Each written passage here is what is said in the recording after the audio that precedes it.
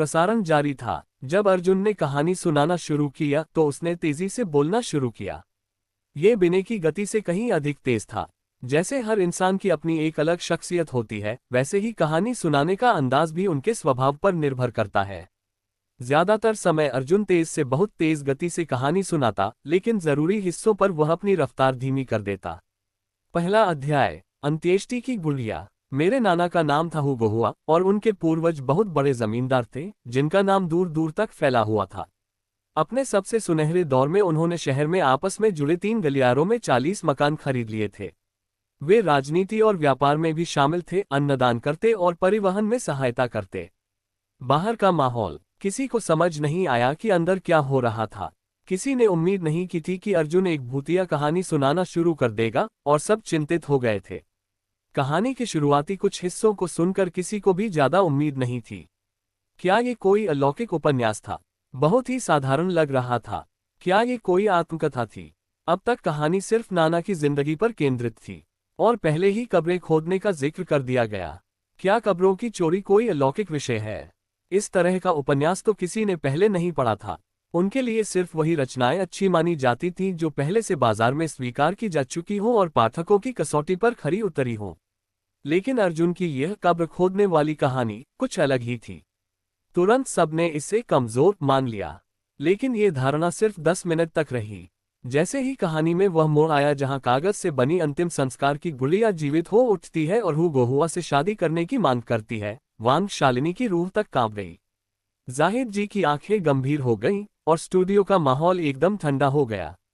गुड़िया ने हुगोहुआ से अपनी कब्र खुदवाकर खजाना निकलवाने को कहा, लेकिन जब हु लोभ में आकर मान गया तो उसकी जिगर को गुड़िया ने खा लिया। जब कहानी इस तीव्र मोड़ पर पहुंची तो हर किसी की सांसें थम सी गईं। बिने भी स्तब्ध रह गया। यह तो रात का कार्यक्रम था, इसलिए अधिकतर स्टाफ इसे सुनते नहीं थे। आमतौर पर सब उस वक्त तक सो जाते थे, लेकिन बिने एक ऐसा डीजे था जो रोज ऐसी कहानियां सुनाता था, इसलिए उसे अच्छी और घटिया कहानी में फर्क करने की समझ थी। शुरुआत में उसे यह कहानी व्यर्थ लगी थी क्योंकि ऐसा उपन्यास कभी आया ही नहीं था। लेकिन सुनते सुनते उसे एहसास हुआ कि अर्जुन की आवाज में जैसे कोई सिहरन थी। कहानी ने उसे जकड़ लिया था। क्या ये कहानी अर्जुन ने खुद लिखी थी? यह मुमकिन कैसे हो सकता है? क्या वह इतनी बेहतरीन कहानियां लिख सकता है? बिने को यकीन नहीं हुआ। शालिनी और अन्य लोग भी अवाक थे। सिर्फ जाहिद जी को थोड़ी सी समझ थी। उन्हें याद आया कि इंटरव्यू के समय अर्जुन ने आंधी के पक्षी का गीत नामक कविता बनाई थी और सबको चौंका दिया था। यह कोई साधारण इंसान नहीं था। अगर ऐसा न होता तो उसकी सूरत सवारत को नजरअंदाज करके उसे विशेष अनुमति से नियुक्त नहीं किया जाता। जाहिद जी ने लीला से अर्जुन को लगभग छीन लिया था और अपने साहित्य चैनल में ले आए थे। अब लग रहा था कि उन्होंने बिल्कुल सही फैसला किया। रात 1 बजे 1 घंटा कैसे बीत गया किसी को पता ही नहीं चला। बाहर भीड़ वैसी की वैसी थी, यहाँ तक कि जाहिद जी भी नहीं गए। सब कहानी में डूबे हुए थे। महिला सहायक ने इशारे से अर्जुन को संकेत दिया। अर्जुन ने सिर हिलाया और कहानी को एक उपयुक्त मोड़ पर रोक दिया। प्रिय श्रोताओं, आज की कहानी यहीं समाप्त होती है। कल रात इसी समय फिर मुलाकात होगी इसी कहानी के अगले भाग के साथ। धन्यवाद आप सबका। डीजे अर्जुन। उसने म्यूजिक चालू किया, हेडफोन उतारा और राहत की सांस ली। अगर कहा जाए कि वह नर्वस नहीं था तो वह झूठ होगा। उसने कई जगह गड़बड़ भी की, पर सौभाग्य से उसकी बुनियाद अच्छी थी। इस पहले प्रसारण से वह काफी संतुष्ट था, हालांकि सुधार की गुंजाइश अभी भी थी। एक कर्मचारी अंदर तेजी से दाखिल हुआ। अब प्राइम टाइम कार्यक्रमों की रिकॉर्डिंग चलने वाली थी, तो उसे उपकरण सेट करने थे। अर्जुन उस कमरे की ओर चला जहां जाहिद जी और बाकी लोग थे। उसने दरवाजा खोला और सबसे पहले माफी मांगी। सर, माफ कीजिए, मैंने बिना किसी से बात किए प्रसारण संभाल लिया। दरअसल समय ही नहीं था। मुझे डर था कि कहीं लाइव ब्रॉडकास्ट बंद न हो जाए, इसलिए अचानक मुझे एक पुरानी कहानी का ख्याल आया और मैंने उसे सुना दिया। यह मेरी अपनी लिखी कहानी है, इसलिए कॉपीराइट का भी कोई मुद्दा नहीं होगा। मेरा इरादा सिर्फ इतना था कि शो में कोई गड़बड़ी न आए। अगर उच्च अधिकारी पूछें तो सारी जिम्मेदारी मैं लेने को तैयार हूं। सब एकदम चुप थे। अर्जुन ने झिझकते हुए कहा, सर मैं। तभी जाहिद जी ने हाथ उठाया और धीरे धीरे ताली बजानी शुरू की। फिर एडिटिंग टीम के एक अधेड़ उम्र के सदस्य ने जोर से ताली बजाई और फिर पूरा स्टाफ ताली बजाने लगा। रेडियो स्टेशन की इमारत में रात को वह एक यादगार क्षण बन गया। जाहिद जी ने अर्जुन के कंधे पर हाथ रखा और मुस्कुराकर बोले, अभी भी माफी मांग रहे हो? तुमने इस शो को बचा लिया। अगर तुम न होते तो न जाने क्या होता। और तुम्हारी भूतों का उजाला कहानी कमाल की थी। मुझे तो वह कई महंगे उपन्यासों से बेहतर लगी। भाषा में भी कोई कमी नहीं। बहुत शानदार काम किया अर्जुन, मुझे गर्व है कि मैंने तुम्हें चुना। अर्जुन ने झुककर कहा, धन्यवाद सर, आपने बहुत बड़ा चढ़ाकर कहा। महिला सहायक ने भी मुस्कुराकर अर्जुन को अंगूठा दिखाया।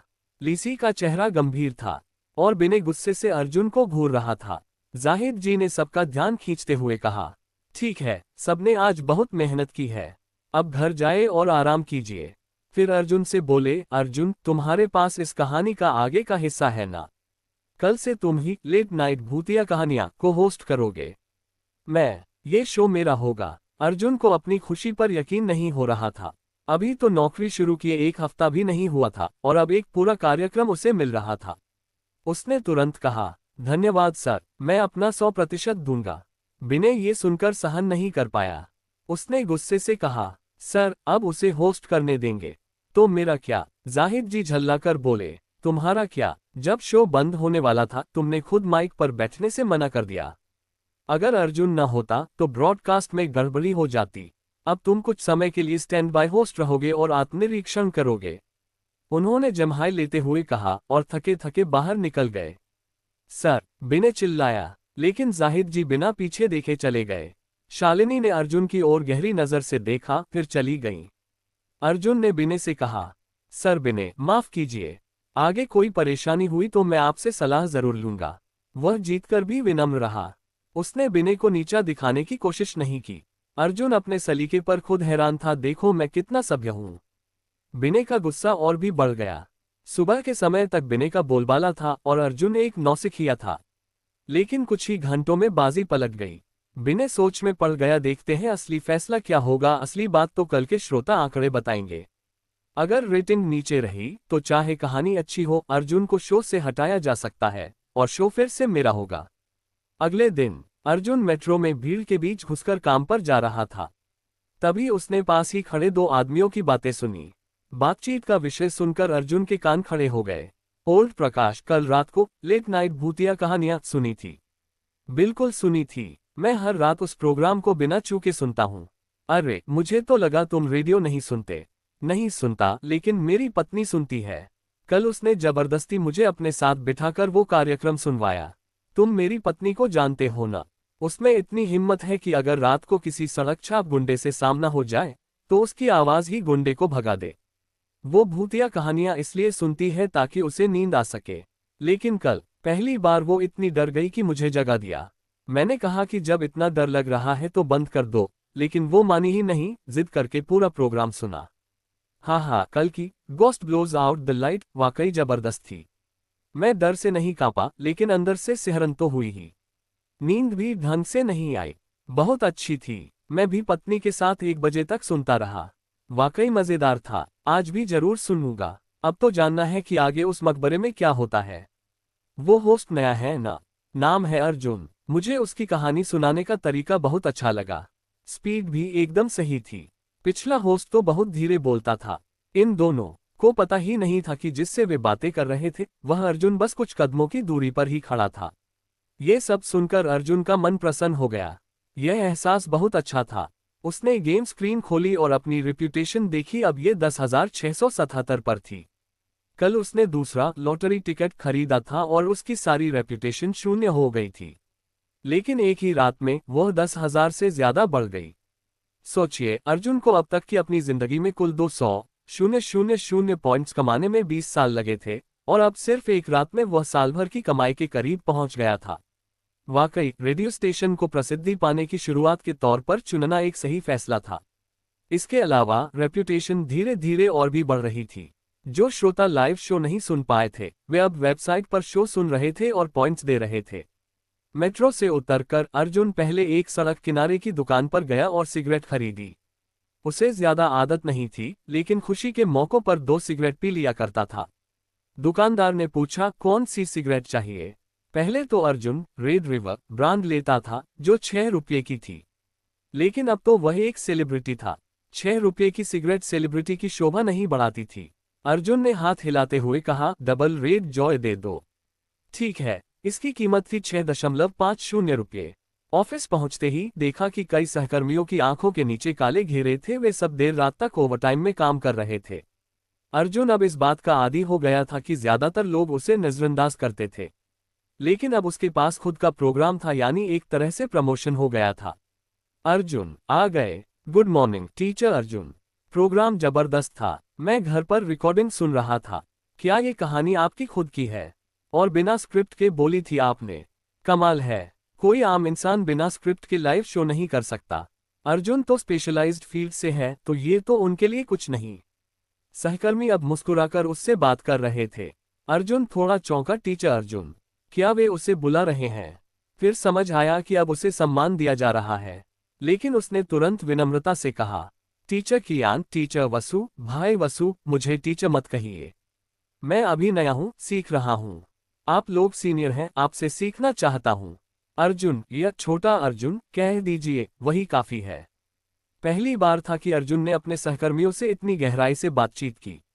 अब बदलाव साफ था। पहले वह सिर्फ स्टैंड इन आरजे था, जिसे कोई गंभीरता से नहीं लेता था, लेकिन अब उसने एक आपात स्थिति में शो संभाल लिया था और सबका दिल जीत लिया था।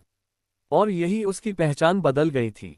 हालांकि कुछ लोग अभी भी उसे अनदेखा कर रहे थे, या तो उनके स्वभाव ऐसे थे या फिर वे बिने के करीबी थे। पीछे से एक महिला क्लर्क एक कार्डबोर्ड बॉक्स लेकर आए। उसमें श्रोताओं के ढेर सारे पत्र थे। वह पत्र कुछ प्रोग्राम होस्ट्स को सौंपती गई, और जब वह बिने की डेस्क के पास पहुंची तो रुक गई। बिने वहां नहीं था। थोड़ी देर सोचने के बाद उसने वो पत्र अर्जुन को दे दिए। टीचर अर्जुन, ये लेट नाइट भूतिया कहानियां के श्रोताओं के पत्र हैं। कुछ बिने के नाम हैं, लेकिन डाक सेवा की वजह से आज पहुंचे। कुछ पत्र आपके लिए भी हैं, आज सुबह ही भेजे गए। धन्यवाद, अर्जुन ने कहा। स्वागत है। क्लर्क चली गई। अर्जुन ने गहरी सांस ली और पत्र खोलने लगा। ये वैसा ही अनुभव था जैसे कोई नई नवेली दुल्हन पहली बार उपहार खोल रही हो। पहला पत्र एक बच्चे का था, अक्षर तिरछे और मासूमियत भरे। ग्रेटर देन, नमस्ते टीचर अर्जुन, आपकी कहानी बहुत अच्छी लगी। मेरी मम्मी मुझे सोने को कह रही थी और मार भी पड़ी, लेकिन मैंने चुपचाप कंबल के नीचे रेडियो सुनना जारी रखा। अब से मैं रोज सुनूंगा, ghost blows out the light. Arjun मुस्कुराया। उसने जवाब में लिखा, ग्रेटर देन, मैं अर्जुन हूँ। तुम्हारे पत्र के लिए धन्यवाद। मम्मी की बात मानो और जल्दी सो जाया करो। प्रोग्राम की रिकॉर्डिंग वेबसाइट पर भी है, वहां सुन सकते हो। उसने क्लर्क की मदद से उस पते पर जवाब भेजा और फिर बाकी पत्र पढ़ने बैठ गया। दूसरा पत्र, ग्रेटर देन, आज की कहानी तो अब तक की सारी फालतू भूतिया कहानियों से 10,000 गुना बेहतर थी। यही असली सुपरनेचुरल नॉवेल है मेरे दिल की। तीसरा पत्र, ग्रेटर देन, मैं रात की शिफ्ट में टैक्सी चलाता हूँ।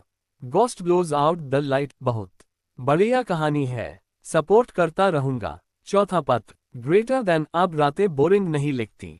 शुक्रिया प्रोग्राम टीम। शुक्रिया टीचर अर्जुन। कुल मिलाकर 10 से ज्यादा पत्र थे।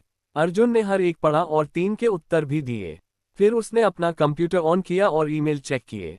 लेट नाइट भूतिया कहानियां का इनबॉक्स खोलते ही देखा कि 80 से ज्यादा अनरीड ईमेल्स थे। कुछ ईमेल्स में ऑनलाइन स्लैंग था। Lecture, ghost blows out the light तो सुपर कूल है। Ankit, great great great. Tanisha बोली, टीचर अर्जुन थोड़ा और बोलो ना, प्रोग्राम का समय बढ़ाओ प्लीज। मैंने अपने दोस्तों और क्लासमेट्स को भी रिकमेंड कर दिया है। आज रात सबको कॉल करके सुनवाऊंगा। अब मैं आपका फैन बन गया। इतनी सारी तारीफें। अर्जुन बेहद खुश हुआ। देखो देखो, ये है जनता की आवाज।